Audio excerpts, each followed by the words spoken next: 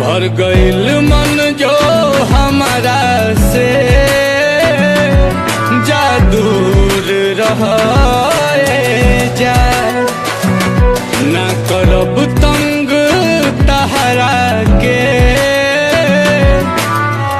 जन मजबूर कराए जान हम कर ले हब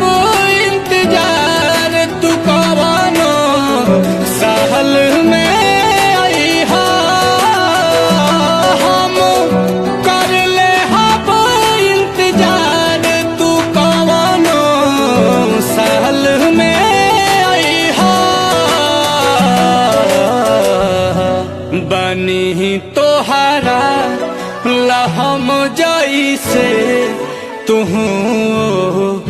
हाल में आई।